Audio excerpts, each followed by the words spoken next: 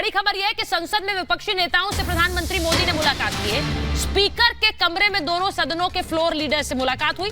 PM Modi ने कहा कि संसद की सुरक्षा पर जरूरी कदम उठाने होंगे। बीएसपी और बीजेडी के नेता पीएम मोदी के साथ बैठक में मौजूद थे। यानी कि ये सीधे सीधे ये तस्वीरें आप देख लीजिए, प्रधानमंत्री नरेंद्र मोदी की बैठक हुई है और जो विपक्ष के नेता मौजूद थे उनसे बैठक की है उन्होंने, और उन्होंने कहा कि बहुत गंभीर मसला है, इस पर जांच हो रही है। प्रधानमंत्री यानी कि उनका एक ये रीच आउट था, विपक्ष के नेताओं से उन्होंने मुलाकात की है। उसमें उनके साथ जो बड़े मंत्री हैं सरकार में, आप राजनाथ सिंह को देख सकते हैं, स्पीकर ओम बिरला भी बैठे हुए हैं।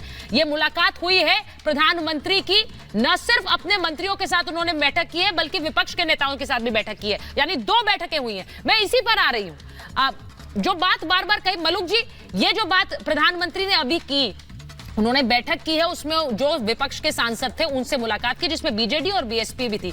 आप मुझे ये बताइए, ये बार बार कह रहे हैं कि गृह मंत्री आकर सदन में बयान दें, वो मांग गलत नहीं है, लेकिन एक तरफ प्रधानमंत्री कह रहे हैं कि जांच बहुत जरूरी है, वो जांच एक निष्कर्ष पर पहुंचेगी, उसके बाद ही कोई बयान होगा, या फिर अभी तो जांच जारी है, उससे पहले बयान की मांग करके सड़क पर उतर जाना सही है?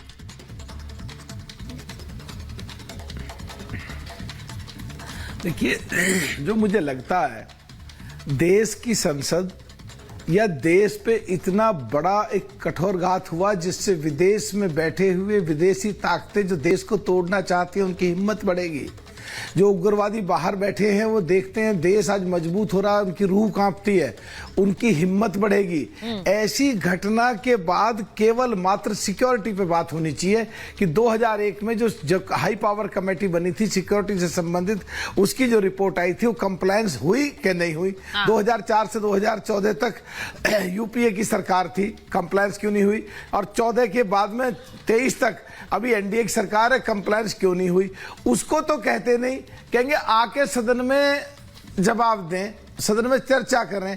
अभी जब जांच पूरी नहीं हुई तो क्या जवाब दें, क्या चर्चा करें?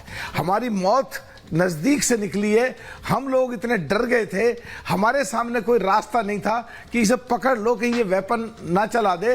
और जो एमपी बाहर को भाग रहे थे पीछे से, उनको भी ठोक दें, हमें भी ठोक दें, इससे अच्छा इन्हें पकड़ ही लें। डर की वजह से वो घटना घटी।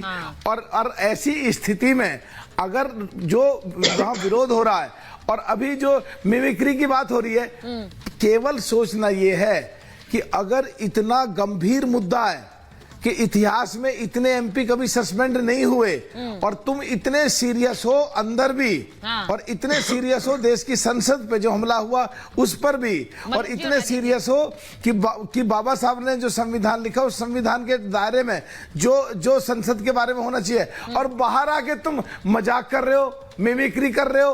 अरे किस जगह पे होती है, कौन कर रहा है, माहौल क्या है, वातावरण क्या है, मिमिक्री करने वाला कलाकार कौन है? कलाकार नहीं है ना, सारे एमपी हैं, देश के लिए काम करते हैं, देश के कानून बनाने के लिए काम करते हैं, लॉ मेकर हैं हम सब। तो ये कई सारी चीजें, असलियत ये है जिस विषय को लेकर के हंगामा हो रहा वो विषय तो खत्म।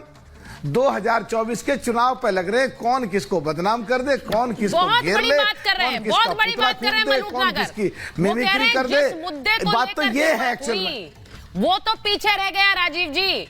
वो कह रहे हैं कि अब तो नीचे ऊपर करने की कवायद चल रही है, कौन किसको आगे कर दे, कौन किसको पीछे कर दे। वो ये भी कह रहे हैं कि मामला कितना गंभीर था, उसमें हम सबको एक साथ खड़े होना चाहिए। प्लेकार्ड लेकर वेल में कूदना, वहां पर जहां पर इजाजत नहीं है, सबने सर्वसम्मति से यह तय किया था राजीव जी कि प्लेकार्ड लेकर नहीं जाया जाएगा, तब भी गए। ये सब हो रहा था क्योंकि उन्हें लग रहा था कि एक मौका मिल गया। अब बाजी पलट गई।